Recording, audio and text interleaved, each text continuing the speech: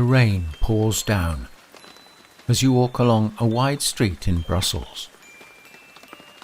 Tonight it is quiet, aside from a yellow taxicab waiting for the traffic lights to change. Its windshield wipers squeak as they remove water from the glass. Back and forth. Back and forth. Grey stone pavements are glazed from the rain, and streetlights reflect in shadow puddles of water, shades of yellow and white.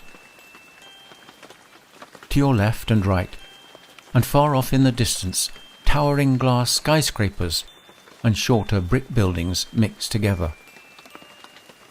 A blend of old and new. And you can see in some offices, the lights are still turned on, and you can see silhouettes of people working late into the night. Turning to your right, leaving the main street, you enter a historic neighbourhood.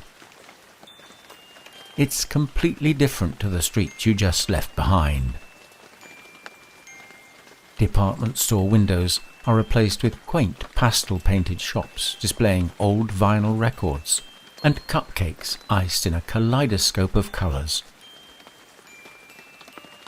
Most stores are closed, apart from a late-night art gallery and an unusual building tucked away in the corner. As you approach, your boots splash in puddles as you walk. Rain pitter-patters down on the top of your umbrella with a soothing percussive sound, the kind you love on nights like this. The shop in the corner has large, curved windows, the panes of which are divided into several smaller squares. It looks like something you'd see in Victorian England or on an old movie or musical. The lights are on inside, and the painted sign above illuminates with the words "Old-fashioned toy shop."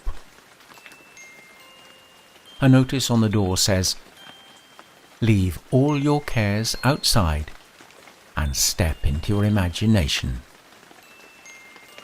Placing your umbrella beside the door, you push it open. A bell rings faintly as you enter. Unravelling the scarf from around your neck, you take a step forward onto the polished mahogany floor, now furnished with droplets of water from your coat and boots. The place is just as you imagined. To your left, toys and games are stacked high on shelves. And to your right, there's a counter with an old-fashioned silver cash register. The ones that look like a typewriter with numbers which pop up at the top when the keys are pressed. The old man behind the counter wears round-rimmed spectacles, his white hair untidy and matching beard long and fuzzy. He wears an unusual knitted sweater vest decorated with candy canes and rainbows.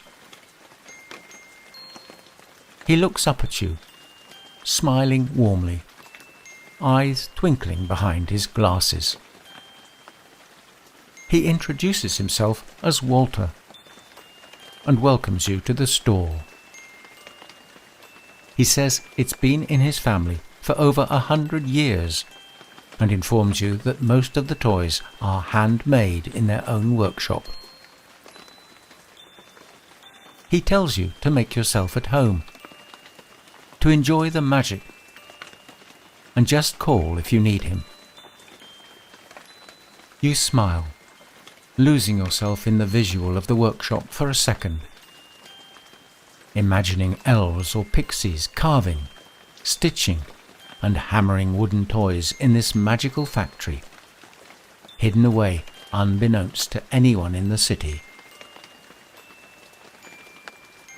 You're brought back to the present by a familiar sound coming from above. Looking up, you notice a railway track circling around the entire store just below the ceiling. The horn sounds with a soft choo-choo as a green model train chugs along above your head, complete with steam. As you begin to wander, you see shelves stacked with games you remember from your childhood. Rows and rows of colourful boxes, guessing games, competitive games, mystery games.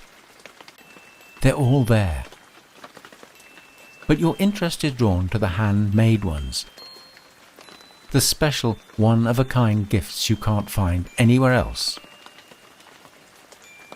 Further along, there are books on shelves with classic children's tales lined up in alphabetical order. And in the centre of the room, a large walnut table, round and refined with solid legs.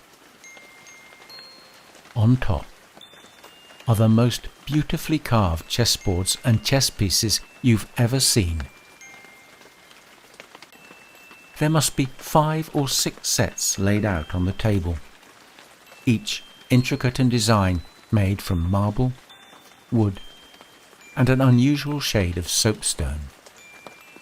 One board catches your eye.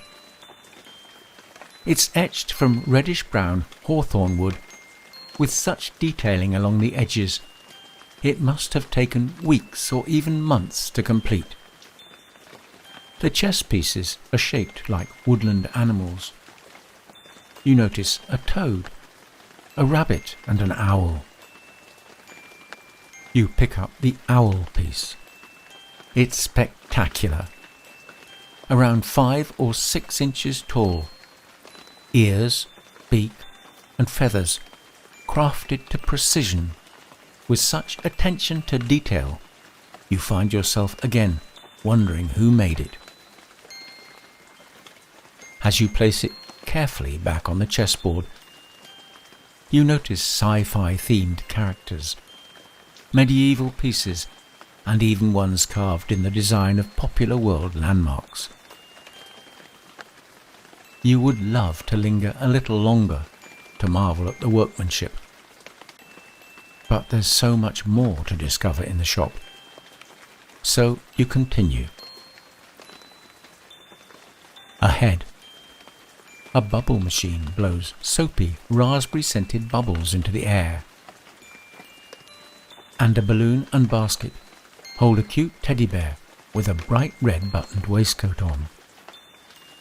He sticks his head out of the side of the basket as it flies gently across the store, popping bubbles in its midst.